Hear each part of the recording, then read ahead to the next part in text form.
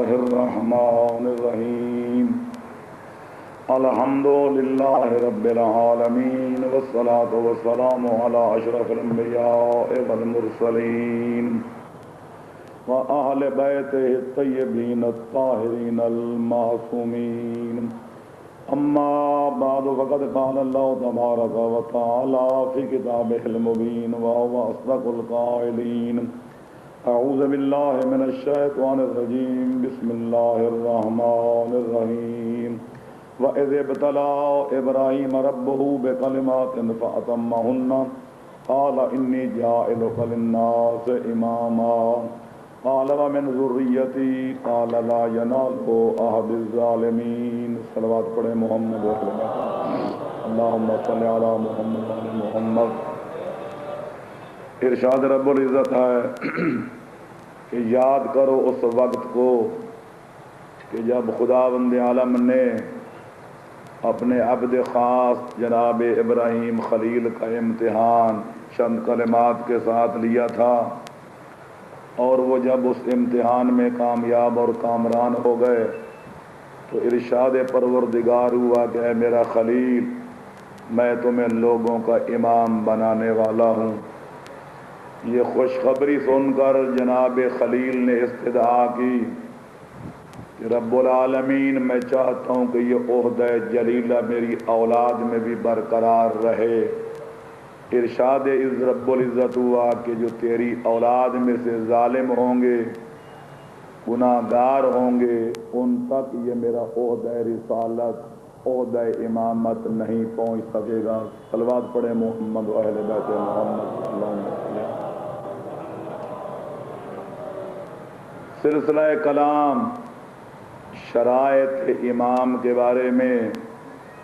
جاری تھا کہ پیغمبر خاتم کے بعد ان کے مسند نشین، ان کے جانشین اور حجت اللہ فی الارضین کے اندر کن صفات و ملکات اور کن شرائط کا پایا جانا ضروری ہے۔ تو جو حضرات ابتدا سے مجالس سن رہے ہیں، شرکت فرما رہے ہیں، ان کو یاد ہوگا کہ اس سلسلہ میں یہ عرض کیا گیا تھا کہ پہلے یہ دیکھا جائے گا کہ جس امام نے جس نبی کی مسند پہ بیٹھنا ہے، اس نبی کے لیے کن صفات و ملکات کا ہونا ضروری ہے۔ تو اس سلسلہ میں 5 صفات جلیلہ و جمیلہ کا خصوصی تذکرہ کیا گیا تھا کہ نبی کے اندر 5 صفات کا پایا جانا اشد ضروری ہے،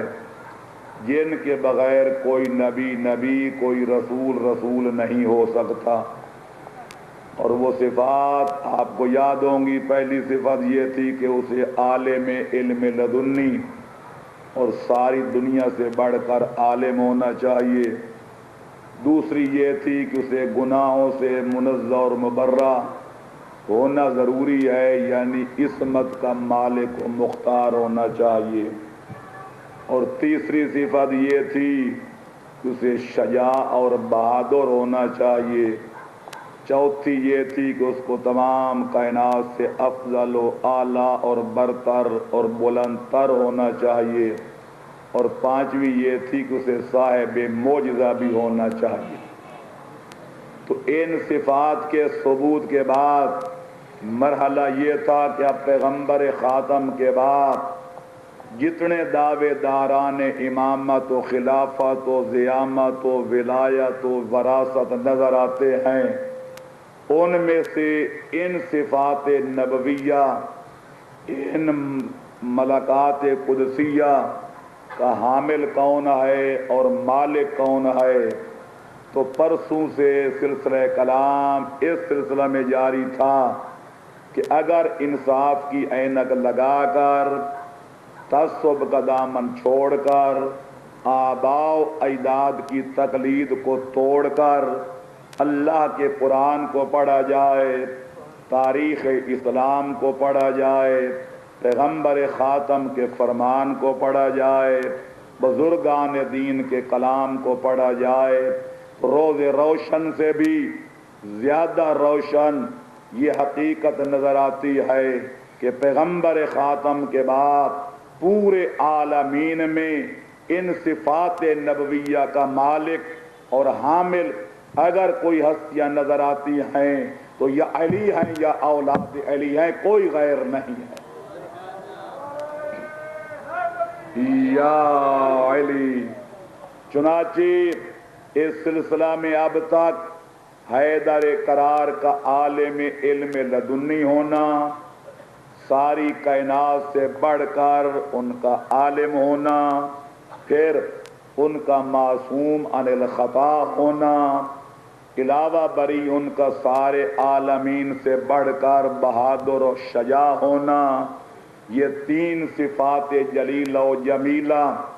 اب تک واضح کیے جا چکے ہیں۔ آج کی مجلس میں چاہتا ہوں کہ امیر المؤمنین کی افضلیت مطلقہ پر کوئی تبصرہ ہو جائے۔ حالانکہ خود یہ صفات اس قدر طویل و عریض ہے، کل کچھ حضرات اصرار بھی فرماتے ہیں کہ شجاعت کے لیے ایک علیحدہ مجلس درکار ہے، لیکن میں نے جو تجزیہ کیا اور سوچا اگر ایک ایک صفت ایک ایک مجلس میں بیان کی جائے تو پھر عشرہ محرم ختم ہو جائے گا اور کسی ہم نتیجے پہ نہیں پہنچ سکیں گے۔ اس لیے کل مولا کی عصمت کے ساتھ چند جملوں میں آخر میں مجھے مولا کی شجاعت پر تبصرہ کرنا پڑا، اور آج کی مجلس میں میں چاہتا ہوں کہ جناب امیر کی افضلیت پر اور ساتھ ہی ان کے اس صاحب اعجاز ہونے پر بھی تبصرہ کر دیا جائے، اور اگر کوئی بات رہ گئی تو انشاءاللہ کل ابتدا میں اسے بیان کر دیا جائے گا اور پھر سلسلہ کلام کو ذرا آگے آیا جائے گا۔ صلوات پڑھیں محمد و اہل بیت محمد پر اللہم صلی اللہ۔ جہاں تک برادران اسلامی کا تعلق ہے تو اس سلسلہ میں ان کے نظریات عجیب و غریب نظر آتے ہیں، اور ان کے اختلافات کو اگر دیکھا جائے تو بے ساختہ شاعر کا یہ شعر زبان پہ آ جاتا ہے، کبھی گرتا ہوں مینا پر، کبھی جھکتا ہوں ساغر پر، میری بے ہوشیوں سے ہوش ساقی کے بکھرتے ہیں۔ کبھی تو فرماتے ہیں کہ پیغمبر خاتم کے بعد فضیلت کی ترتیب وہی ہے جو خلافت کی ترتیب ہے۔ چنانچہ جناب امیر کو خلافت میں بھی وہ چوتھے مرتبے پر جانتے ہیں، اور فضیلت میں بھی جناب امیر کو چوتھے مقام پہ سمجھتے ہیں۔ اور بعض حضرات وہ ہیں جو کہتے ہیں ترتیب خلافت اور ہے، ترتیب فضیلت اور ہے۔ وہ کہتے ہیں اس میں کوئی شک و شبہ نہیں کہ مقام فضیلت میں پیغمبر خاتم کے بعد افضل الناس، افضل البریہ، ساری کائنات سے افضل اور اعلیٰ جناب امیر المؤمنین علی ابن ابی طالب ہیں، لیکن مقام خلافت میں وہ چوتھے مرتبے پہ فائز ہیں۔ اس لیے میں نے ان کے ایک بزرگ کا خطبہ بھی غالباً 4 دن پہلے سنایا تھا۔ وہ کہتے الحمدللہ الذی قدم المفضول علی الفاضل لمصالحہ، ہم اس اللہ کی حمد و ثنا کرتے ہیں کہ جس نے مفضول کو مسند رسالت پہ بٹھا دیا اور افضل کو گھر کی 4 دیواری میں معصور فرما دیا۔ بہرحال اور کچھ حضرات وہ ہیں جن کا نظریہ آپ نے ظفر علی خان کے شعر میں سنا ہوگا کہ کچھ فرق نہیں ان، صلوات پڑھیں محمد و اہل بیت محمد پر۔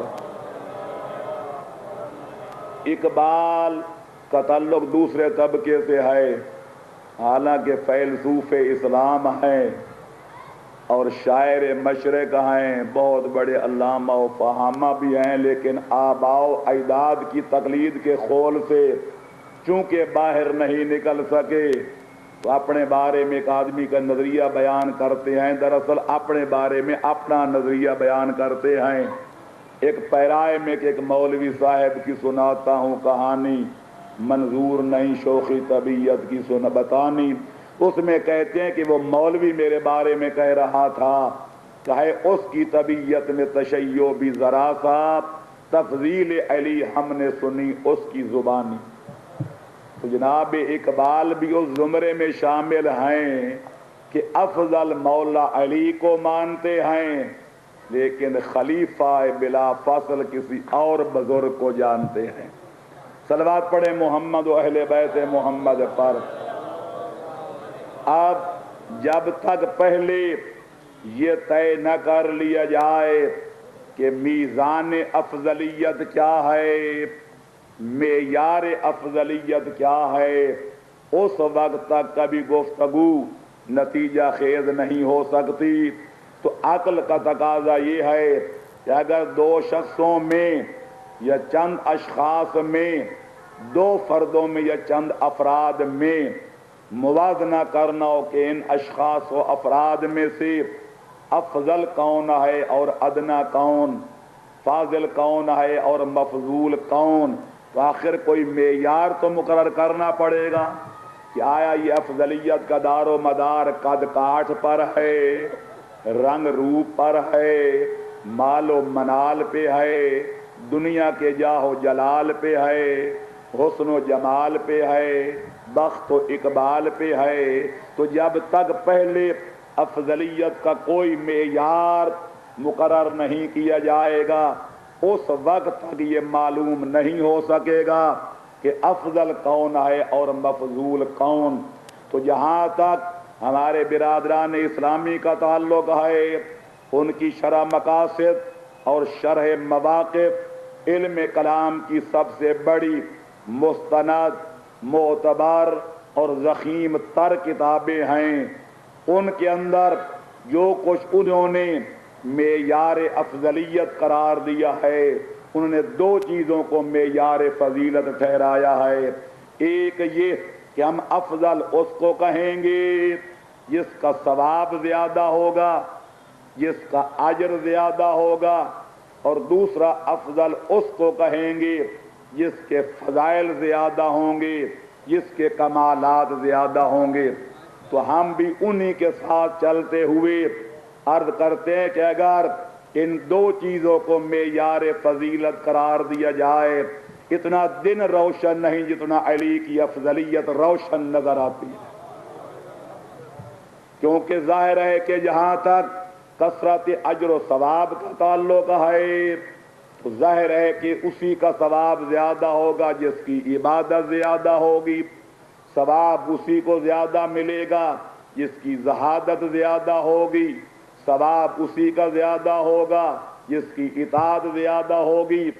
ثواب اسی کا زیادہ ہوگا جس کا عمل زیادہ ہوگا، جس کی کوشش زیادہ ہوگی، جس کی کاوش زیادہ ہوگی۔ اور اگر یہ مسلمان ٹھیک ہے تو میں کہتا ہوں حیدر کرار کی نمازیں ایک طرف، ان کے ہزاروں جہاد ایک طرف، ان کے ہزاروں روزے ایک طرف، ان کے ہزاروں صدقات و خیرات ایک طرف، ان کے دوسرے عبادات ایک طرف، کون اندازہ کر سکتا ہے مولا کی عبادات اور زہادات کی کثرت کا؟ میں تو صرف بطور نمونہ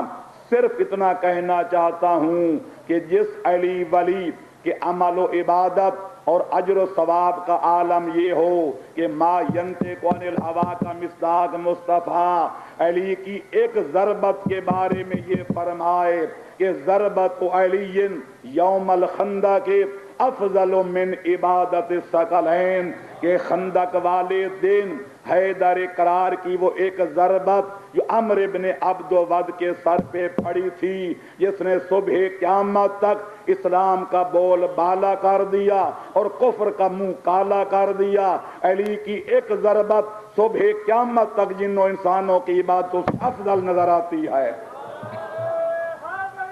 یا علی، اب مجھے دنیا بتائے کہ ثواب کس کا زیادہ ہے؟ یہ وہ حقیقت ہے جو کسی وضاحت کی محتاج نہیں ہے۔ کچھ لوگ ایسے بھی بے توفیق گزرے ہیں اور آج بھی مل جاتے ہیں کہ جو اس قسم کی احادیث کو دیکھ کر یہ کہہ دیا کرتے ہیں کہ پیغمبر نے مبالغہ آرائی فرمائی ہے، ورنہ ایک بندے اور ایک مجاہد کی ایک ضربت، دوسری طرف ثقلین یعنی جن و انسانوں کی عبادت، اور وہ بھی ہفتوں سال کی نہیں، پوری صبح قیامت تک کہ جن و انسانوں کی عبادت، بھلا اس سے ایک ضربت کیسے بڑھ سکتی ہے؟ تو بجائے اس کے کہ میں اپنی طرف سے یا اپنے علماء شیعہ کی طرف سے اس سوال کا جواب دوں، بموجب قول شاعر خوش طرح باشد کے سر دل برام گفت آید در حدیث دیگرام، میں چاہتا ہوں کہ ان کے سوال کا جواب انہی کے علماء کے کلام و بیان سے پیش کر دوں۔ چنانچہ امام فخر رازی نے اپنی کتاب الاربعین مطبوعہ حیدرآباد دکن میں اس ناسبیانہ سوال کا جواب دیتے ہوئے کہا ہے کہ معلوم ہوتا ہے کہ معترض نے جس نے پیغمبر کے اس بیان و کلام کو مبنی بر مبالغہ قرار دیا ہے، اس نے غالباً ان ظروف اور ان حالات کا جائزہ نہیں لیا کہ جن حالات میں اس وقت اسلام گھرا ہوا تھا۔ کہتے ہیں کہ اگر نبی کے فرمان کی حقیقت کو سمجھنا چاہتے ہو تو ذرا ان حالات کا پہلے جائزہ لو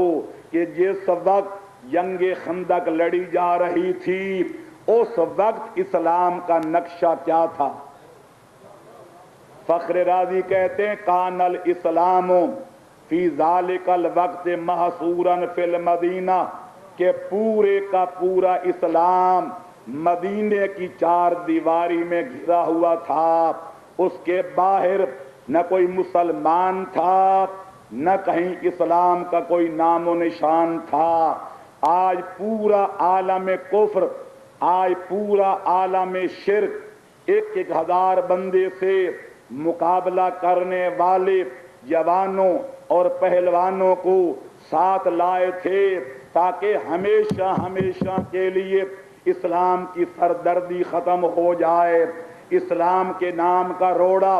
راستے سے ہٹا دیا جائے، نہ اسلام رہ جائے نہ مسلمان رہ جائیں۔ چنانچہ عمرو بن عبد ود کا ساتھ لانا اسی مقصد کی تکمیل کا ایک ذریعہ تھا۔ تو کہتے ہیں اگر اس دن عالم کفر عمرو بن عبد ود کے ذریعے اپنے مقصد میں کامیاب ہو جاتا، نہ اسلام رہتا نہ کوئی مسلمان رہتا۔ جب کوئی مسلمان نہ ہوتا، جب کائنات میں اسلام نہ ہوتا، نہ کوئی نمازی ہوتا، نہ کوئی روزہ دار ہوتا، نہ کوئی قرآن خوان ہوتا، نہ کوئی کلمہ گو ہوتا، نہ خالق کا عبادت گزار ہوتا، نہ کوئی روزہ دار ہوتا، نہ کوئی شب زندہ دار ہوتا، نہ بانس رہتا نہ بانسری بجتی۔ لیکن حیدر کرار نے ایک ضربت لگا کر عمرو بن عبد ود کو واصل جہنم کر کے کفار کے منصوبوں کو خاک میں ملا کر اسلام کو بھی بچا لیا، مسلمانوں کو بھی بچا لیا۔ اب صبح قیامت تک جو اسلام کا کلمہ پڑھے گا وہ علی کی ضربت کا صدقہ یا علی، اب صبح قیامت تک جو نمازی نماز پڑھے گا وہ علی کی ضربت کا فیض، جو حاجی حج بیت اللہ کرے گا وہ علی کی ضربت کا صدقہ، جو عابد عبادت کرے گا، جو عامل عمل کرے گا، جو مطیع اطاعت کرے گا وہ علی کی اس ایک ضربت کا صدقہ۔ تو چونکہ علی کی ضربت ہے سبب اسلام اور مسلمانوں کی بقا کی اور باقی کائنات کی عبادت، علی کی اس ضربت کا ہے مسبب، اور یہ بات واضح ہے کہ ہمیشہ سبب اپنے مسبب سے، علت اپنے معلول سے افضل ہوا کرتی ہے، تو پیغمبر نے جو کچھ فرمایا ہے وہ سر بسر حقیقت ہے، کوئی مبالغہ نہیں ہے کہ ضربت علی یوم الخندق کے افضل من عبادت ثقلین، علی نے ایک ضربت مار کے کائنات کا اسلام بچا لیا اور ایمان بچا لیا۔ یا علی، اب بتاؤ اس کی ایک ضربت کا ثواب صبح قیامت تک جن اور انسانوں کی عبادتوں سے فوقیت لے جائے، برتریت لے جائے، جو ان سب سے بڑھ جائے، اس علی کے باقی عبادتوں، باقی زہادتوں، باقی اعمال اور ان کی باقی روش و رفتار کے ثوابوں کا اندازہ کون لگا سکتا ہے؟ تو لہذا ماننا پڑے گا کہ اگر معیار فضیلت کثرت اجر و ثواب ہے تو حسین کے بابے کا کائنات میں کوئی ہمسر نظر نہیں آتا۔ صلوات پڑھو محمد و اہل بیت محمد پر۔ اور اگر معیار فضیلت صرف فضائل کی کثرت ہے، فضائل نفسانیہ، فضائل انسانیہ، فضائل روحیہ، فضائل بدنیہ، تو میں عرض کرتا ہوں جہاں تک فضائل کی کثرت کا تعلق ہے، یہ بھی وہ کھلی ہوئی حقیقت ہے کہ پورے عالم امکان میں، مقام فضیلت میں، فضائل نفسانیہ میں علی کا کوئی ثانی نظر نہیں آتا۔ آؤ دو شہادتیں پیش کر دوں، ایک برادران اسلامی کے نامی گرامی علماء کی اور دوسری پیغمبر خدا کی۔ امام احمد ابن حنبل سمیت، علامہ ابن حجر مکی سمیت بڑے بڑے فحول علماء نے واضح لفظوں میں، باشگاف الفاظ میں اس حقیقت کا اعتراف کیا ہے کہ لم یرد فی احد من الصحابۃ بالاسانید الصحاح والحسان من الفضائل ما ورد فی حق علی ابن ابی طالب۔ کہتے ہیں 1,00,000 سے پیغمبر کے اصحاب کی تعداد زیادہ نظر آتی ہے، لیکن صحیح سندوں کے ساتھ، حسن سندوں کے ساتھ، عمدہ اسناد کے ساتھ جس قدر فضائل حسین کے بابے کے اسلام کے اندر موجود ہیں، ان فضائل کی کسی اور ہستی کے بارے میں کوئی مثال نہیں ملتی۔ یا علی، اور پیغمبر خاتم کا یہ فرمان سوائے کے مورکہ میں بھی ہے، فضائل صحابہ امام احمد ابن حنبل میں بھی ہے، ان کے علاوہ سینکڑوں کتب فضائل میں موجود ہے کہ پیغمبر فرماتے ہیں جعل اللہ لأخی فضائل لا تحصى کثرتاً، کہ خالق اکبر نے میرے بھائی علی ولی کو اتنے فضائل عطا کیے ہیں کہ جن کی کثرت کی وجہ سے نہ کوئی ان کا شمار کر سکتا ہے، نہ کوئی ان کا حساب کر سکتا ہے۔ یا علی، انصاف دل اہل انصاف سے انصاف طلب ہے کہ جس علی ولی کے بارے میں برادران اہل سنت کے نامی گرامی علماء اعتراف کرتے ہوئے نظر آئیں کہ جس قدر صحیح اور حسن حدیثیں علی ولی کے فضائل میں وارد ہوئی ہیں، اتنی کسی بھی فرد بشر، کسی بھی صحابی رسول کے حق میں وارد نہیں ہوئی۔ اور پیغمبر بھی واضح لفظوں میں فرما دیں کہ خالق نے میرے بھائی علی کو اس قدر فضائل عطا کیے ہیں کہ جن کا کوئی حساب اور جن کا کوئی شمار اور جن کی کوئی قطار نہیں ہے۔ تو پھر بتاؤ جس کے فضائل بے شمار نظر آتے ہیں، آیا وہ افضل ہوگا یا جس کے فضائل انگلیوں پر گنے جا سکتے ہیں وہ افضل ہوگا؟ ما لکم کیف تحکمون۔ تو برادران اسلامی نے یہی دو معیار بتائے تھے، تو اس معیار پر اگر دیکھا جائے تو حیدر قرار پوری کائنات سے افضل و اعلیٰ نظر آتے ہیں، اور ہم بلا خوف رد یہ کہہ سکتے ہیں کہ خدا کے بعد نبی اور نبی کے بعد علی، پھر کس کا مختصر؟ صلوات پڑھو محمد و اہل بیت محمد پر۔ آؤ، جتنا فرض تھا وہ تو اتنے چند جملوں میں بھی میں نے ادا کر دیا کہ جو انہوں نے معیار بیان کیا تھا اس معیار کے مطابق میں نے مختصر جملوں میں مختصر وقت میں یہ واضح کر دیا اور ثابت کر دیا کہ اس معیار پر اگر کوئی پورا اترتا ہے تو وہ حیدر قرار ہے، کوئی اور نہیں ہے۔ لیکن آؤ مزید برآں اللہ کے قرآن اور پیغمبر خاتم کے فرمان کی روشنی میں دو آیتیں اور دو روایتیں ایسی پیش کر دوں کہ کسی انصاف پسند آدمی کو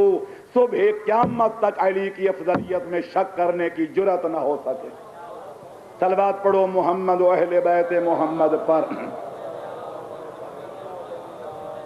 پہلی آیت آیہ مباہلہ ہے، قل تعالوا ندعو ابناءنا وابناءکم ونساءنا ونساءکم وانفسنا وانفسکم ثم نبتہل فنجعل لعنت اللہ علی الکاذبین۔ تم اپنے بیٹوں کو بلاؤ، ہم اپنے بیٹوں کو بلاتے ہیں، تم اپنی مستورات کو بلاؤ، ہم اپنی مستورات کو بلاتے ہیں، تم اپنے نفسوں اور جانوں کو بلاؤ، ہم اپنے نفسوں اور جانوں کو بلاتے ہیں۔ پھر مل کے کریں گے مباہلہ، گڑ گڑا کر تضرع و زاری کے ساتھ بد دعا کریں گے، جو سچے ہوں گے وہ جھوٹوں پر لعنت خدا کریں گے۔ میں واقع مباہلہ نہیں پڑھنا چاہتا، نہ یہاں مناسبت نہ ضرورت، میں تو صرف اتنا عرض کرنا چاہتا ہوں آج کل کے جدید مفسروں کی تفسیروں سے قطع نظر کر کے قدیم دور کے تمام مفسرین اسلام کی تفسیروں کو اٹھا کر سامنے رکھ لیں، آپ کو یہی ملے گا کہ پیغمبر جب میدان مباہلہ میں تشریف لے جاتے ہیں تو ابناء کی جگہ حسنین شریفین کو ساتھ لے جاتے ہیں، نساء کی جگہ صرف خاتون قیامت کو ہمراہ لے جاتے ہیں، اور انفسنا کی جگہ ایک علی ابن ابی طالب علیہ افضل التحیت والثناء کو ساتھ لے جاتے ہیں۔ حالانکہ پڑھے لکھے لوگ سمجھ سکتے ہیں کہ تمام صیغے جمع کے ہیں، ابناء نے چاہتے تو تمام صحابہ کرام، تمام کلمہ گویان اسلام کے بیٹوں کو لے جا سکتے تھے، الفاظ میں گنجائش تھی، تمام اسلام کی خواتین کو ساتھ لے جاتے تو لفظ نساء میں گنجائش تھی، تمام اپنے ساتھ بیٹھنے والے بزرگوں خردوں کو ساتھ لے جاتے تو انفسنا کے لفظ میں گنجائش تھی۔ لیکن عالم اسلام کے مورخ، محدث اور مفسر اس حقیقت پر متفق نظر آتے ہیں کہ پیغمبر اگر میدان مباہلہ میں تشریف لے گئے تو آخذا للحسن و محتضلا للحسین و فاطمۃ تمشی خلفہ و علی یمشی خلفہا۔ یہ خمسہ نجبا اس شان سے نکلے کہ پیغمبر آگے آگے حسن مجتبی کی انگلی پکڑے ہوئے، حسین کو گود میں اٹھائے ہوئے، آگے آگے حجاب رسالت، پیچھے پیچھے پردہ امامت، درمیان میں 11 کی والدہ اور 12ویں کی امانت،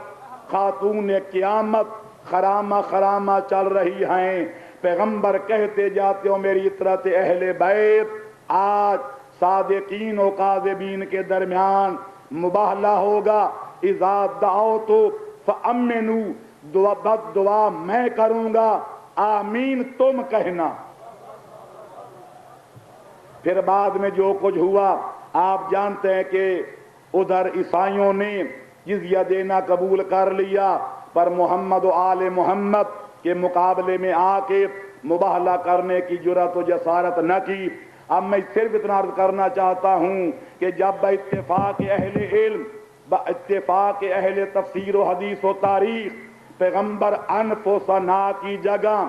حیدر قرار کو لے جاتے ہیں، تو کیا اس سے یہ پتہ نہیں چلتا کہ حیدر قرار بنص قرآن نفس نبی ہیں؟ اب ظاہری لفظوں کا تقاضا تو یہ ہے کہ علی و نبی یک جان اور دو قالب ہیں، دونوں کا نفس ایک ہے، دونوں کی حقیقت ایک ہے، دونوں کی اصلیت ایک ہے، پر دو چیزیں مانے ہیں۔ ایک یہ کہ عقلاً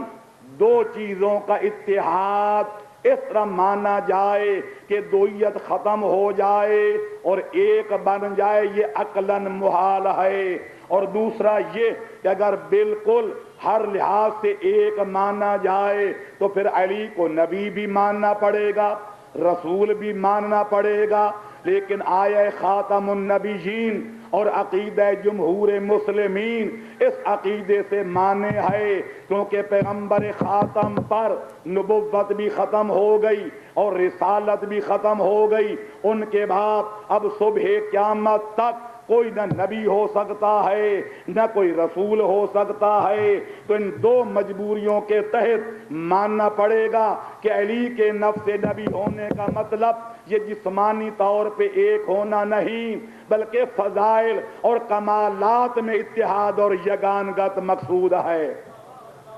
اور دوسری آیت کو سامنے رکھ کر کہ ما کان محمد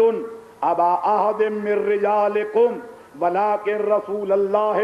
وخاتم النبیین، ماننا پڑے گا کہ علی کو وہ فضائل حاصل ہیں جو نبی کو ہیں، علی کے وہ مناقب ہیں جو نبی کے ہیں، علی کا وہ مقام ہے جو نبی کا ہے، بجز مرتبہ نبوت اور اس کے خصائص کے۔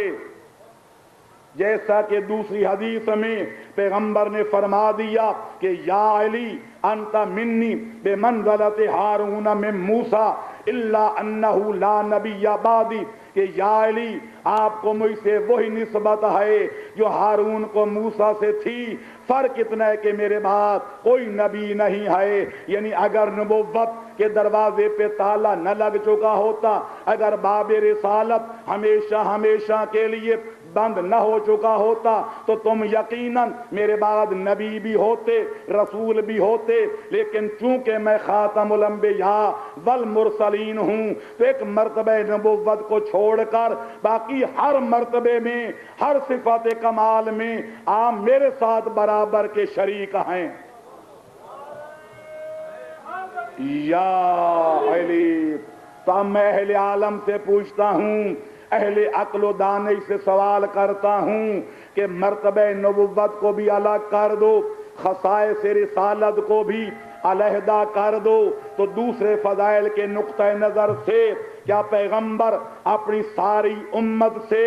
افضل ہیں یا نہیں؟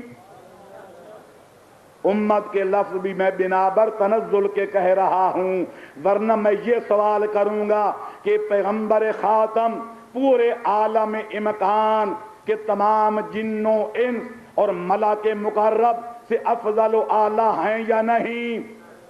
کون مسلمان ہے جو پیغمبر خاتم کو عالمین سے افضل نہ مانتا ہو؟ تو جب پیغمبر صرف اپنی امت سے نہیں بلکہ عالمین سے افضل ہیں، تو جس کو خالق نفس نبی کہہ رہا ہے وہ یقیناً اس فضیلت میں بھی شریک نبی نظر آئے گا۔ تو جس طرح نبی صرف امت سے نہیں بلکہ عالمین سے افضل ہیں، تو جو نفس محمد ہوگا وہ صرف امت محمد سے نہیں بلکہ نبی کے بعد پورے عالمین سے افضل نظر آئے گا۔ اللہ اکبر، یا رسول اللہ، یا علی، اللہم صلی علی محمد وعلی محمد۔ یہی وجہ ہے کہ کہ ایک کتاب جس کا نام ہے المحاسن والازداد مطبوعہ مصر، اس میں ایک عجیب واقعہ درج ہے کہ ایک عالم جلیل ہمارے بھائیوں کے گزرے ہیں، جن کا نام تھا محمد ابن عائشہ محدث۔ ایک آدمی نے اس محدث جلیل کی خدمت میں حاضر ہو کر عرض کیا کہ مجھے پیغمبر خاتم کے کچھ اصحاب کے کچھ فضائل سنائیں۔ اس عالم جلیل نے چند صحابہ کے چند فضائل بیان کیے، پھر خاموشی اختیار کر لی۔ سائل نے چین بر جبی ہو کے کہا فَأَيْنَ عَلِيُّ بْنُ أَبِي طالب، آپ نے اور صحابیوں کے فضائل تو بتائے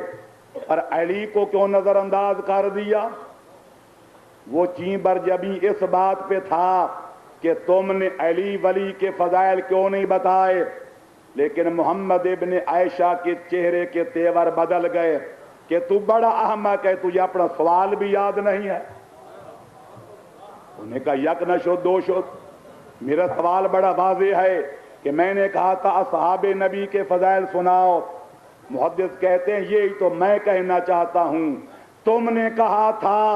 اصحاب نبی کے فضائل سناؤ، میں نے سنا دیے، تم نے یہ تو نہیں کہا تھا کہ نفس محمد کے مناقب سناؤ۔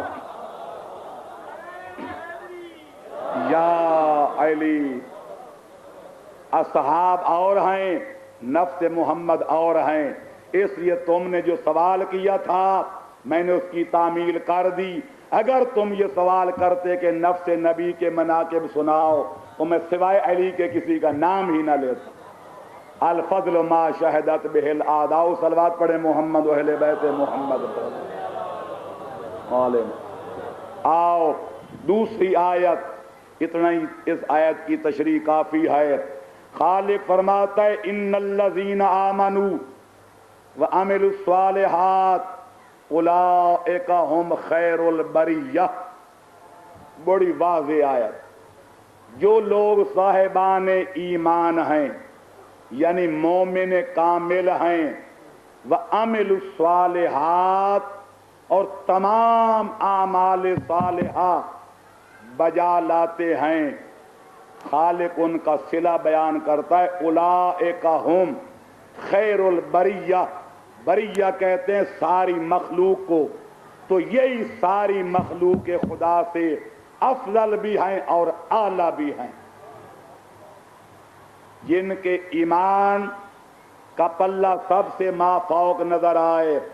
اور جو اعمال صالحہ میں سب سے آگے نظر آئے، سمجھ لو کہ ساری کائنات سے افضل بھی وہی ہے، اعلیٰ بھی وہی ہے۔ 20 کتابیں میرے سامنے کھلی ہوئی ہیں، اور اسی آیت کو میں نے اپنی کتاب تجلیات صداقت ایک عنوان کے طور پر سرنامے پہ لکھ کر نیچے 20 کتابوں کے حوالے، تمام اہل اسلام کی تفسیریں، حدیثیں چھلک رہی ہیں کہ جب پیغمبر سے پوچھا گیا کہ یا رسول اللہ وہ خیر البریہ کون بزرگوار ہیں، علامہ جلال الدین سیوطی نے در منصور میں مختلف اسناد کے ساتھ یہ روایت درج کی ہے کہ جب لوگوں نے سوال کیا تو پیغمبر نے حیدر قرار کی طرف اشارہ کر کے فرمایا ان ھذا وشیعتہ ہم خیر البریہ وان ھذا وشیعتہ ہم الفائزون یوم القیامہ، کہ دنیا والوں، سوال کرنے والوں، اگر یہ معلوم کرنا چاہتے ہو کہ خیر البریہ کون ہیں تو یہ میرے بھائی علی ہیں، یہ ان کے حقیقی حبدار ہیں، کوئی اغیار نہیں ہیں،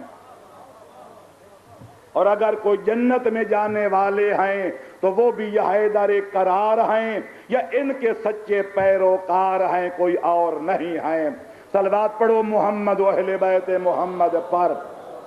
چنانچہ متعدد روایتوں کے اندر موجود ہے کہ پیغمبر کے دور میں حیدر قرار کا یہ لقب اس قدر مشہور ہو گیا تھا کہ جس بزم صحابہ میں جس بزم مسلمین میں علی ولی کا ورود ہو جاتا تو لوگوں کی زبانیں کھل جاتی کہ لوگوں خاموش ہو جاؤ، قد اقبل خیر البریہ، قد اقبل خیر البریہ، وہ ہستی آ رہی ہے جو ساری کائنات سے افضل ہے۔ صلوات پڑھو محمد و اہل بیت محمد پر۔ آپ حیران ہوں گے، پڑھے لکھے لوگوں نے پڑھا ہوگا، اہل علم کے سننے والوں نے سنا ہوگا، جنہوں نے آج تک نہیں پڑھا یا نہیں سنا وہ سن لیں کہ علی کا خیر البریہ ہونا، علی کا یہ وہ لقب ہے کہ جس کا امیر شام بھی اپنی عداوت اور دشمنی کے باوجود انکار کرنے کی جرات نہیں کر سکا۔ تاریخ اسلام خلیفہ ہاشم کے اندر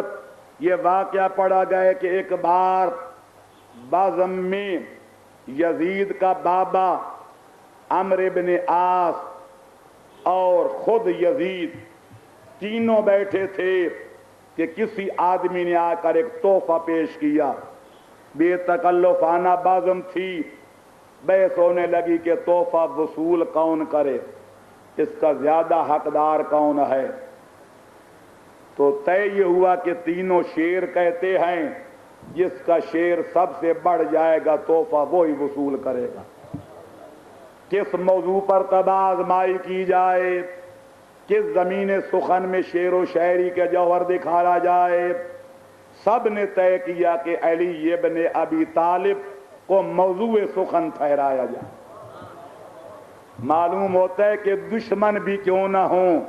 لیکن اگر تخیلات کی جولانیاں دکھانا چاہیں تو پوری کائنات میں علی جیسا ممدوح کوئی ملتا ہی نہیں ہے۔ یا علی، چنانچہ جب یہ طے ہو گیا تو سب نے پہلے یزید کے بابے سے کہا کہ آپ علی کے بارے میں اپنا اندیہ بیان کریں۔ وہ کہتے ہیں خیر البریت بعد احمد حیدر الناس ارض والوسیع سماء، کہتے ہیں لوگوں سچی بات پوچھتے ہو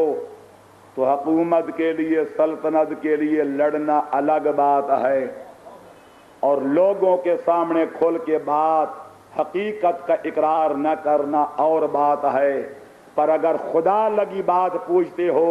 تو پیغمبر کے بعد اگر پوری کائنات سے کوئی افضل ہے تو علی ہے، کوئی اور نہیں ہے۔ باقی لوگ اتنے پست ہیں جیسے زمین، اور علی اتنے بلند ہیں جیسے آسمان۔ یا علی، اب یزید کی نوبت آئی، وہ کہتے ہیں وَمَلِيَّةٍ شَهِدَتْ لَهَا ذَرَّاؤُهَا وَالْحُسْنُ مَا شَهِدَتْ بِهِ الذَّرَّاءُ، کہتے ہیں ایسی حسیناؤں کی کوئی کمی نہیں ہے کہ جن کے چاہنے والے ان کے حسن و جمال کے گن گاتے ہیں، پر حسن اس چیز کا نام ہے کہ شوقین بھی مدح و ثنا کرنے پر مجبور ہو جائے۔ اور اس شعر کے اندر جو تلمیح ہے یا جو تیر و نشتر چھپا ہوا ہے وہ ارباب عقل و فکر پر پوشیدہ نہیں ہے کہ وہ اپنے بابے کو علی کی شوقین تصور کر رہے ہیں، کیونکہ دونوں کا جھگڑا مسئلہ خلافت پر چل رہا تھا۔ تو کہتے جس کی شوقین بھی تعریف کرنے پر مجبور ہو جائے اس کے حسن و جمال کا کیا کہنا۔ اب تک عمرو بن عاص چپ تھا، آخر میں بولا پر سب سے بوئے سبقت لے گیا۔ کہتے وَفَضِيلَةٍ شَهِدَ الْعَدُوُّ بِفَضْلِهَا وَالْفَضْلُ مَا شَهِدَتْ بِهِ الْأَعْدَاءُ، کہتے یہ ہوتی آئی ہے کہ دوست دوستوں کے گن گایا کرتے ہیں، دوست دوستوں کی فضیلتیں بیان کیا کرتے ہیں، یہ کوئی انوکھی بات نہیں، یہ کوئی اچنبے کی بات نہیں۔ فضیلت اس کا نام ہے کہ فضیلت ہو علی کی اور معاویہ و یزید بھی اعتراف کرنے پر مجبور ہو جائیں۔ یا علی، تو یہ شعر ضرب المثل بن گیا کہ والفضل ما شہدت بہل آداؤ، فضیلت اس کا نام ہے کہ دشمن بھی اقرار و اعتراف کرنے پر مجبور ہو جائیں۔ چنانچہ وہ تحفہ عمرو ابن عاص نے وصول کیا تو میرا شاہد کلام تو صرف پہلے بزرگ کا کلام پیش کرنا تھا، وہ بھی اپنی بزم میں بیٹھ کے اقرار کر رہے ہیں کہ خیر البریت بعد احمد حیدر الناس ارض والوسیع سماء۔ صلوات پڑھو محمد و اہل بیت محمد پر۔ اور اگر ان حقائق کے باوجود اگر پھر بھی کسی کو شک ہو کہ علی چونکہ دو صفتیں ہیں جو ایمان میں سب سے بڑھ کر ہیں، جو نیک عمل بجا لانے میں سب سے فوقیت رکھتے ہیں، وہی خیر البریہ ہیں، تو میں پھر عرض کرتا ہوں انصاف شرط ہے، بے شک آج سے لے کر صبح قیامت تک کتابیں پڑھتے رہو، لیکن آفتاب قیامت مغرب کی جانب سے ابھر آئے گا، لیکن پورے عالم امکان میں نہ علی جیسا کوئی مومن کامل اور کل ایمان نظر آئے گا اور نہ علی جیسا کوئی صالح المومنین نظر آئے گا۔ یا علی، جہاں تک ایمان کا تعلق ہے میری عادت ہے کہ میں ایک جملہ بھی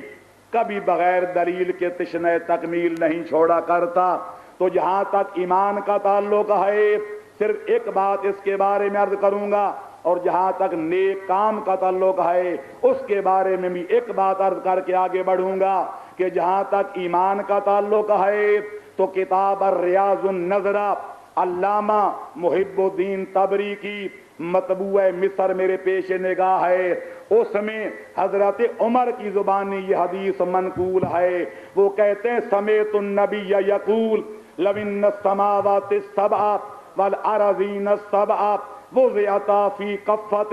ووضع ایمان علی ابن ابی طالب فی کفۃ اخری لرجح ایمان علی ابن ابی طالب۔ اگر 7 زمینیں اور 7 آسمان یعنی 14 طبق اکٹھے کر کے ترازو کے ایک پلڑے پہ رکھ دیے جائیں اور دوسرے پلڑے میں صرف حیدر کرار کا ایمان اور ایقان رکھ دیا جائے، اگر میزان عدل پہ تولا گیا تو 14 طبق والا پلڑا اوپر اٹھتا ہوا نظر آئے گا اور علی کے ایمان کا پلڑا نیچے جھکتا ہوا نظر آئے گا۔ یا علی، اور جہاں تک نیک عمل بجا لانے کا تعلق ہے، علی کی ذات وہ ذات ہے کہ جس کا لقب ہی خالق نے قرآن کے اندر صالح المؤمنین قرار دے دیا ہے، سارے مومنوں سے زیادہ صالح الاعمال۔ اور سنی شیعہ تفسیریں چھلک رہی ہیں کہ جب نبی سے پوچھا گیا تھا کہ وہ صالح المؤمنین کون بزرگوار ہیں تو پیغمبر نے کہا تھا وہ میرے بھائی حیدر کرار ہیں۔ اس لیے عزیز لکھنوی نے بالکل بجا کہا ہے، بلا مبالغہ صحیح کہا ہے، علی ہے نفس مصطفیٰ وہی سب اس میں عادتیں، سپہر تھر تھرا گیا دکھائیں وہ شجاعتیں اور زمین جگمگا اٹھی وہ دل سے کی عبادتیں، تنے ابو تراب سے چمک رہی تھیں آیتیں، تنے ابو تراب سے چمک رہی تھیں آیتیں، رکوع میں قیام میں قعود میں قیام میں۔ صلوات پڑھو محمد و اہل بیت محمد پر۔ تو لہذا ماننا پڑے گا کہ ان الذین آمنوا وعملوا الصالحات اولئک هم خیر البریہ۔ تو خالق نے 2 ٹوک لفظوں میں فیصلہ کر دیا کہ علی ولی خیر البریہ ہیں، ساری مخلوق خدا سے بعد از مصطفیٰ افضل بھی ہیں اور اعلیٰ بھی ہیں۔ تو فماذا بعد الحق الا الضلال، جس چیز کو قرآن کھول کے بیان کر دے اس کے انکار کرنے کو ضلالت اور گمراہی نہیں کہتے، اور گمراہی کسے کہتے ہیں؟ صلوات پڑھو محمد و اہل بیت محمد پر۔ آؤ لگے ہاتھوں پیغمبر خاتم کی دو حدیثیں بھی پیش کر دوں تاکہ قرآن و سنت کی روشنی میں یہ مسئلہ علم نشرہ ہو جائے، روز روشن سے بھی زیادہ واضح ہو جائے، اور کسی جاہد و منکر کے لیے انکار و جہود کی باقی جگہ باقی نہ رہ جائے۔ پیغمبر فرماتے ہیں سنن بیہقی سے لے کر کنز الامال تک، کنز الامال سے لے کر فرائض الصمتین تک، فرائض الصمتین سے لے کر ینابیع المودہ تک، ینابیع المودہ سے لے کر مطالب اصول تک، مطالب اصول سے لے کر مودۃ القربا تک، یعنی 20 کتابیں چھلک رہی ہیں کہ پیغمبر نے فرمایا من ارادہ باختلاف الفاظ و عبارات، من ارادہ ان ینظر الى آدم فی علمہ وإلى نوح فی فہمہ وإلى ابراہیم فی خلتہ وإلى موسیٰ فی بطشہ وإلى عیسیٰ فی ورعہ وإلى یحییٰ بن زکریا فی زہدہ فلینظر الى علی بن ابی طالب۔ یا علی، حدیث اتنی مشہور ہے کہ آپ عربی سمجھ کے سن کے بھی مطلب سمجھ گئے۔ فرماتے ہیں جو بندہ چاہتا ہے کہ اپنے دور میں بیٹھ کر آدم کے علم کا منظر دیکھے، وہ آدم کے لاکھوں فرشتے ایک طرف تھے، تنہا آدم دوسری طرف تھے، قرآن گواہ ہے کہ لاکھوں فرشتوں نے اپنی شکست کا اعتراف کر لیا تھا اور آدم کے علم کی برتری کا اقرار کر لیا تھا۔ جو چاہتا ہے کہ حضرت آدم کے علم کا منظر دیکھے، جو چاہتا ہے کہ نوح نجی اللہ کے زہد و تقوی کو دیکھے، جو چاہتا ہے کہ خلیل خدا کی خلت کا مشاہدہ کرے، جو چاہتا ہے کہ جناب موسیٰ بن عمران کے روب و داب و طاقت و قوت کا مظاہرہ دیکھے، جو چاہتا ہے کہ حضرت یحییٰ کا زہد دیکھے، جو چاہتا ہے کہ حضرت عیسیٰ بن مریم کی تقوی اور پرہیزگاری کے واقعات کو اپنی آنکھوں کے سامنے مجسم شکل میں دیکھے۔ بطور مثال پیغمبر نے چند نام گنوائے،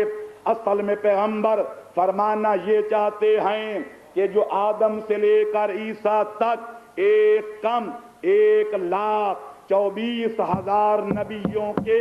بکھرے ہوئے کمالات اور سب کے متفرق معجزات و کرامات کو ایک ذات میں سمٹا ہوا دیکھنا چاہتا ہے تو وہ آئے اور میرے بھائی علی ولی کی زیارت کر لے۔ اگر تمام سابقہ نبیوں کے کمالات کا جامع نظر نہ آئے تو علی کو علی نہ سمجھنا۔ یا علی، عربی زبان کا شاعر کہتا ہے وَلَيْسَ عَلَى اللَّهِ بِمُسْتَنْكَرٍ أَن يَجْمَعَ الْعَالَمَ فِي وَاحِدٍ۔ قادر مطلق کی قدرت سے یہ امر بعید نہیں ہے کہ پورے عالم کو ایک ذات میں جمع کر دے۔ تو اگر خالق چاہے تو آدم سے لے کر عیسیٰ تک متفرق نبیوں کے متفرق کمالات کو ایک ذات میں اکٹھا کرنے پر قادر ہے۔ اسی بنا پر کسی فارسی شاعر نے یوں مولا علی کو خراج عقیدت پیش کیا ہے کہ حسن یوسف دم عیسیٰ ید بیضا داری، آنچ خوباں ہمہ دارن تو تنہا دار۔ صلوات پڑھو محمد و اہل بیت محمد پر۔ بتاؤ ایک طرف امت محمدیہ کے عام لوگ ہوں،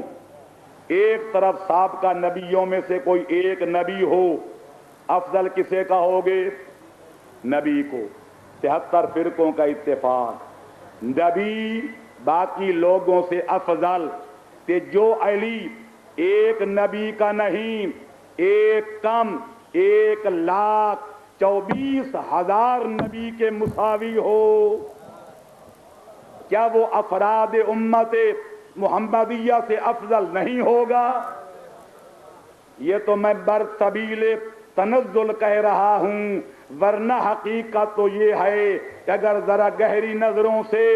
حقائق کا جائزہ لیا جائے تو نبی آدم سے لے کر عیسیٰ تک ہر نبی کی جو نمایاں صفت تھی، جو انفرادی صفت تھی، وہ علی کی ذات میں جمع نظر آتی ہے۔ تو سارے نبیوں کے انفرادی کمالات کا حامل علی نظر آتا ہے۔ اگر مجموعتاً دیکھو تو وہ انبیاء کے مساوی نظر آتے ہیں، پر جس نبی ایک کو علی کے مقابلے میں لاؤ گے، علی اس سے افضل نظر آئیں گے، کیونکہ وہ سابقہ سارے نبیوں کے مختلف کمالات کے حامل نظر آتے ہیں۔ تو جو سابقہ نبیوں سے افضل نظر آئے، امت محمدیہ اس کی برابری کی جرات کس طرح کر سکتی ہے؟ تو لہذا اگر اور نہیں تو اتنا تو ماننا پڑے گا کہ پیغمبر خاتم کے بعد پوری امت محمدیہ میں علی کا نہ کوئی ہمسر نظر آتا ہے، نہ کوئی ثانی نظر آتا۔ یا علی، اللہ اکبر، یا رسول اللہ، یا علی۔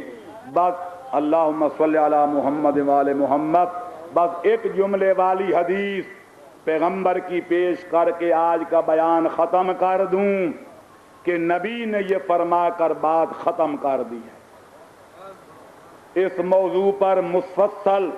کتابیں لکھی جا چکی ہیں صرف اسی ایک حدیث پر، اور میں نے بھی اپنی بات تالیفات میں 20 حوالے باقاعدہ صف و سطر اپنے بھائیوں کی کتابوں سے نقل کی ہے کہ پیغمبر نے یہ فرما کر صبح قیامت کے طلوع ہونے تک علی کی افضلیت کے بارے میں کیل و کال کے دروازے بند کر دیے۔ فرماتے ہیں علی خیر البشر من ابا فقد کفر، میرے بعد علی ساری کائنات کے انسانوں سے افضل ہیں۔ جو علی کو افضل نہیں مانتا وہ میرا مسلمان کہلانے کا حقدار نہیں ہے۔ یا علی، آپ فرماؤ کوئی کسر باقی رہ گئی ہے؟ جب قرآن اور پیغمبر کا فرمان، بزرگوں کا کلام، تاریخ اسلام، چاروں اس حقیقت پر متفق نظر آتے ہیں کہ پیغمبر خاتم کے بعد کوئی ہستی اگر افضل الکائنات ہے، کوئی افضل الموجودات ہے، کوئی خیر الممکنات ہے تو وہ علی ولی کی ذات ہے، کوئی اور نہیں ہے۔ تو بس فیصلہ ہو گیا، جو پیغمبر کے بعد ساری کائنات سے افضل ہوگا، پیغمبر کی مسند کا مالک بھی وہی ہوگا اور حامل بھی وہی ہوگا۔ لہذا دو ہی راستے ہیں اہل عالم کے لیے، یا علی کا کوئی ثانی ڈھونڈ کے لائیں، اور اگر قیامت تک وہ ایسا نہیں کر سکتے تو ضد چھوڑ دیں، قد چھوڑ دیں، بزرگوں کی تقلید کے پٹے توڑ دیں، اور مان جائیں کہ پیغمبر کے بعد علی ولی کے سوا پیغمبر کی مسند کا کوئی مالک نہیں ہے۔ ادھر آپ بحر عشق کے پنج تن میں ڈال دے کشتی، جو اس میں ڈوب جائے اس کا بیڑا پار ہوتا ہے۔ ایک عربی شاعر نے لوگوں کو بڑا مفید مشورہ دیا ہے، دل چاہتا ہے وہ دو شعر سنا دوں۔ شاعر کہتا ہے اذا شئت البراءۃ من سعیر واجرم من الہ بالصلاۃ فلا تبطل صلاتک بالضلالہ فحرکب یا اخی فلک النجاۃ۔ اے برادر عزیز، اے برادر مسلمان، اگر تو چاہتا ہے کہ تجھے نماز روزے کا ثمر مل جائے، پھل مل جائے، اجر و ثواب مل جائے، تو کہتے اپنی نمازوں کو ضائع نہ کر، پہلی فرصت میں فلک النجات پہ، کشتی نجات پہ سوار ہو جائے۔ گویا اس میں تلمیح ہے پیغمبر کی اس مشہور حدیث کی طرف کہ مثل اہل بیتی کمثل سفینۃ نوح من راکبہا نجا ومن تخلف عنہا ذلف غارق وہوا، کہ میرے اہل بیت کی مثال کشتی نوح جیسی ہے، جو اس پہ سوار ہو جائے گا اس کا بیڑا پار ہو جائے گا، جو اسے منہ موڑے گا، جو روح گردانی کرے گا، وہ دنیا میں گمراہ ہو جائے گا اور آخرت میں تباہ ہو جائے گا۔ ما اکثر العبر وما اقل الاعتبار، عبرتیں تو بہت ہیں پر عبرت حاصل کرنے والے ہر دور میں کبریت احمر سے بھی کم کر رہے ہیں، بجائے اس کے کہ لوگ اس کشتی نجات پہ سوار ہو کر دین و دنیا میں پار ہوتے، کامیاب ہوتے، کامران ہوتے، پر لوگوں نے ہر ممکن کوشش کی کہ جس نہ ہو سکے اس کشتی نجات کو توڑ دیا جائے، پھوڑ دیا جائے۔ چنانچہ آج وہ کشتی نجات اہل بیت، وہ کشتی نجات امت آج گھمر گھیر میں گھری ہوئی ہے۔ محرم میں کوئی لمبا چوڑا مصائب پڑھنے کی اصل ضرورت نہیں ہوتی، صرف اشارہ کرنا اہل علم و بصیرت اور اہل عزا کے لیے کافی ہوتا ہے۔ آج اتنا سمجھ لو، آج 7ویں ماہ محرم ہے اور یہ آج کی وہ قیامت خیز تاریخ ہے کہ جس میں آل محمد پر پانی بند کر دیا گیا۔ جس نبی کا ہم کلمہ پڑھتے ہیں اس پیغمبر کا فرمان ہے کہ اکرم الضیف ولو کان کافرا، اگر کوئی کافر بھی مہمان ہو تو اس کا احترام بھی کرو، اکرام بھی کرو۔ لیکن یہ مہمان تو صرف عام مسلمان نہیں تھا، یہ تو پیغمبر کا نواسہ تھا، علی و بطول کے دل کا دلاسا تھا، جنت کے جوانوں کا سردار تھا، اقلیم امامت کا تیسرا تاجدار تھا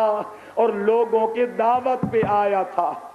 لیکن آج کی تاریخ تھی کہ جب ملعون ابن زیاد کا خط ملعون پسر سعد کے نام پہنچا کہ اذا بلغ کا کتابی ھذا فحل بین الحسین و بین الماء، کہ جب میرا خط پہنچ جائے تو حسین اور پانی کے درمیان ہو جاؤ، نہر فرات پہ پہرے بٹھا دو۔ اگلا جملہ سن نہیں سکو گے، میں بھی سخت مصائب پڑھنے کا قائل تو نہیں، پر تاریخی جملہ مجبوراً عرض کرتا ہوں۔ یہ شقی عدلی لکھتا ہے فإنی حرمتہ علی الحسین و اہل بیتہ وحللتہ علی الیہود والنصارى، کہ یہ پانی یہودی پی سکتے ہیں، نصرانی پی سکتے ہیں، پر حسین اور اہل بیت حسین کے لیے پانی میں حرام قرار دے رہا ہوں، ان کو پانی پینے کا کوئی حق نہیں ہے۔ یہ بھی انقلاب زمانہ کہ ساقی حوض کوثر کا خاندان اور آج پانی کی بوند کے لیے ترس رہا ہے۔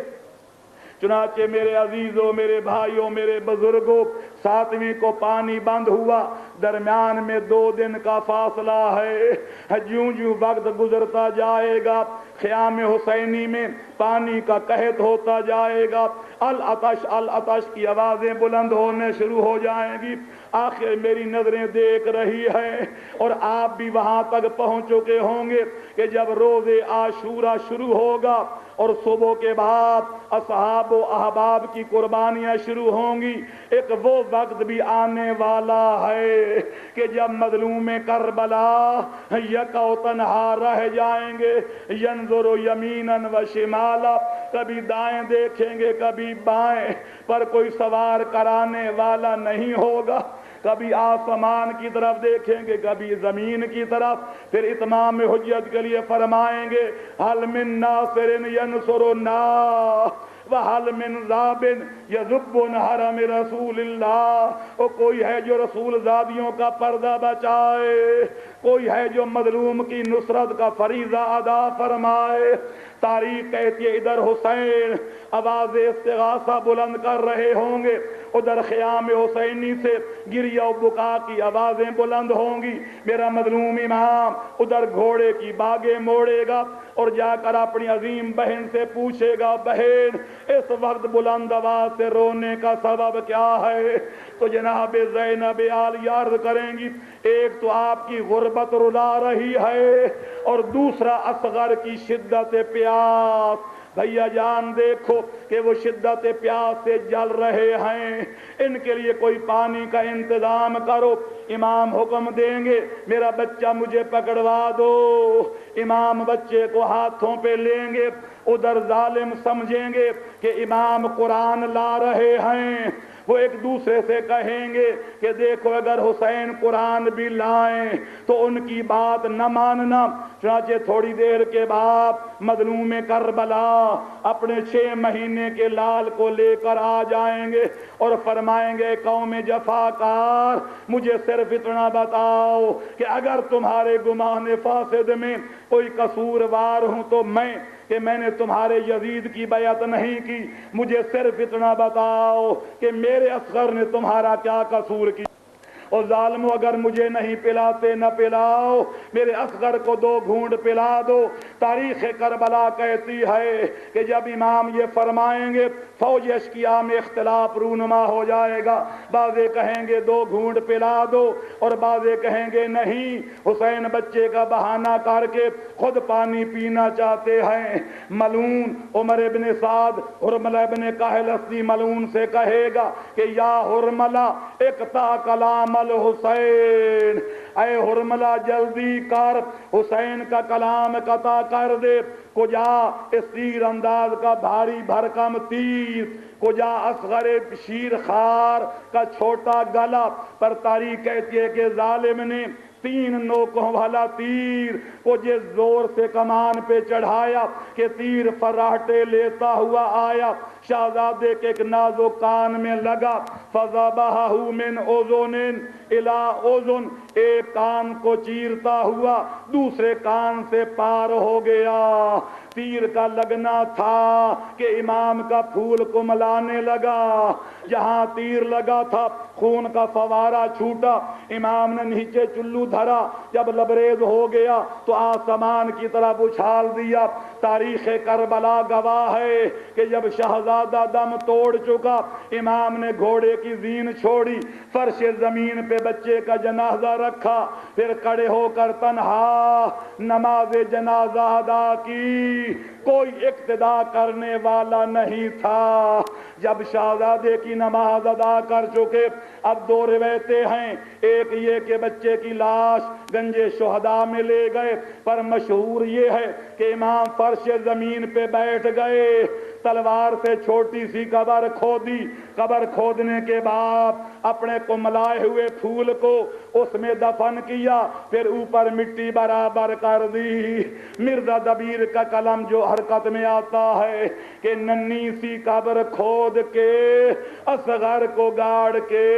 शबीर उठ खड़े हुए दामन को झाड़ के। नमाज का वक्त हो चुका, मैं बड़े इख्तिसार के साथ शहजादे की शहादत पढ़ चुका, पर दिल चाहता है आखिर में 2 जुमले और अर्ज कर दूं कि करबला में मजलूम नैनवा पर बड़े बड़े मसाइब आए, बड़े बड़े शदायद आए, बड़े बड़े तकालीफ उठाए, लेकिन कम अज कम मैंने किसी किताब में ये नहीं पढ़ा कि इमाम ने किसी मुसीबत के वक्त अपने मुहिब्बों को याद किया हो। अगर किया है तो असगर बेशीर की शहादत के वक्त। चुनाचे जनाब सकीना की रिवायत है कि बाबे की शहादत के बाद जब मैं अपने मजलूम बाबे की लाश अक़दत पे पहुंची तो देखा मेरे बाबे का सर मौजूद नहीं था, हाथों की उंगलियां मौजूद नहीं थी, पर कटे हुए गले से एक धीमी धीमी आवाज निकल रही थी। जब मैंने कान लगाया तो मैंने सुना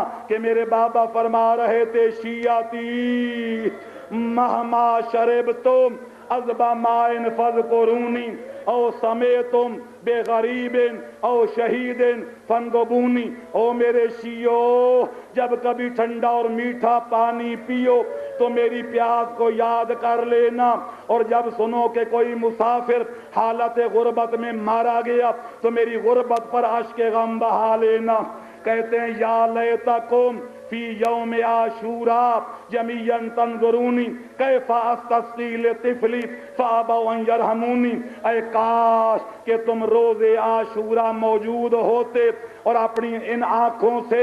یہ دردناک منظر دیکھتے کہ میں ساقی حوض کوثر کا لال کس طرح اپنے بچے کے لیے پانی مانگ رہا تھا اور ظالم کس بے دردی سے تیروں کا پانی پلا رہے تھے۔ الا لعنت اللہ علی القوم الظالمین۔